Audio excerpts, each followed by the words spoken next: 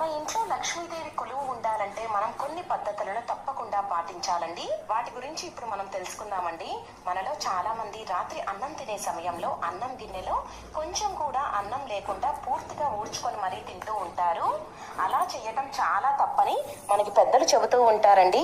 ఎందుకంటే ప్రతిరోజు రాత్రి అన్నం గిన్నెలో కొద్దిగా అన్నమైనా ఉంచి మూత పెట్టి అలానే వదిలేసి తర్వాత రోజు ఆ అన్నం తీసుకొని వెళ్ళి జంతువులకు కానీ పక్షులకి కానీ పెట్టాలండి.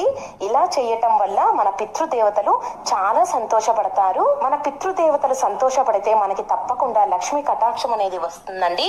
అందుకే రాత్రి సమయంలో ఇల్లు శుభ్రం చేసుకున్న తర్వాత అన్నం ఉంచటం మాత్రం అస్సలు మర్చిపోవద్దండి. అంతేకాదండి, మనలో చాలా మంది స్వర్గస్థులైన వాళ్ళ పితృదేవతలను మర్చిపోయి వాళ్ళకి పూజలు చేయకుండా కార్యక్రమాలు చేయకుండా అలానే వదిలేస్తూ ఉంటారు. అలా చేయటం వల్ల కూడా మనకి లక్ష్మీదేవి